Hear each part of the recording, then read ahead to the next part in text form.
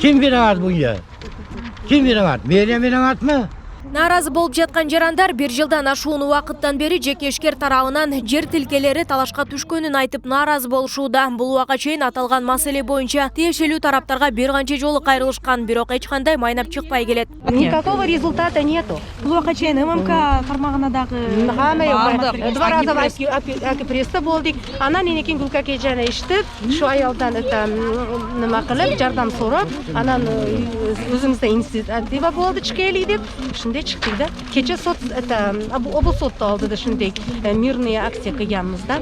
Жер тилкелер жекешкер Нуркул Шырдаков аттуу жаран тарабынан талашка түшкөн. Ал ушул күнгө чейин 33 үй бүлөгө тиешелүү болгон жер тилкесинин жашоочуларына бошотуп коюуну талап кылган. Учурда алардын 21-ин сотко берип үлгүрүптүр. Бүгүнкү күндө алардын ичинен 4 үй бүлө соттон утулуп калганын айтышууда. Шырдаков мындагы жашоочуларды 90-жылдары мыйзамсыз отурукташып алган деп кине койгон. Бирок мындагы жашоочулар жер тилкелери бир канча муундан бери өтүп келе жатканын, колдорунда тастыктоочу бардык тиешелүү документ кагаздары бар экенин айтышууда. Şu yerda bardığınki var. Mana oşunday bardığının kitapları var. Mana даже bizi şunday dokumentlarımız var. Biz mana hozir men уже 3-cü pokoleniyadan. Mana men eski dokumentlarim var. Atamı atasından qolgan dokumentlarimiz ham var bizi. Жеке ишмердүүлүгүн кеңейтүү үчүн баскынчылык кылып атпайбы булардын жерлерине, үйлөрүнө? Ошон үчүн Нуркул Шырдаковду Базарком катары жанагы жергиликтүү администрация жоопко тартыш керек. Ошон үчүн айтып атабыз, бул жөнөкөй ишкер эмес, бул Базарком налог төлөп атабы, төлөбөй атабы, ким билет? Көп убакыттан бери бул маселе чечилбей жаткандыктан шаардык мэриянын астына келүүгө аргасыз болуп жатканын билдиришти. Ал эми мындагы арыздануучулардын үнүн угуу үчүн вице-мэр Жасур Айзимов баш бакты. Аталган жер тилкеси боюнча сот гана чечим чыгарарын айтып, бирок нааразычылыктан улам эртеңки күндөн тартып бул маселенин чечимин табууга аракеттерди көрүшөөрүн айтты. Эми сот чечиминде, эми жогору сот чечим деп атат. Жок, ооба түшүндүм. Запротестовать этебиз да. Элдер көчөгө чыгарып койсо, сиздерде кандай аракет болот элдерге карата? Кандай эмелер, сан көрөсүздөр биздерге?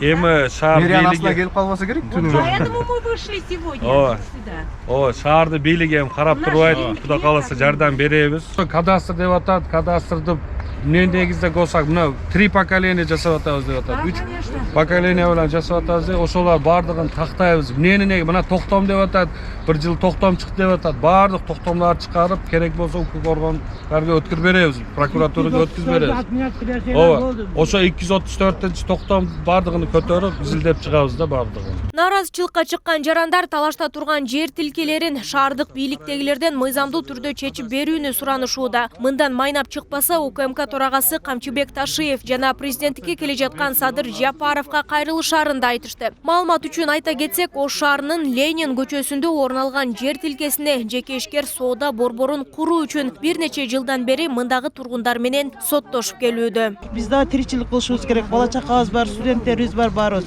Ушуну мыйзам жегинде жакшылап туура чечим кабыл алып берсеңиздер, болбосо биз президентке чейин, Садыров, Жапаровдун алдына чейин, Ташиевке чейин барабыз биз. Эч ким эч качан ушу жашап аткан үйүбүздү эч качан бошотуп бербейбиз. Нурзада Сыдыкова, Актилек Акылбек уулу, Нур Ньюс, Ош шаары. Информацияга бердик, ошо жер калса ошо тешип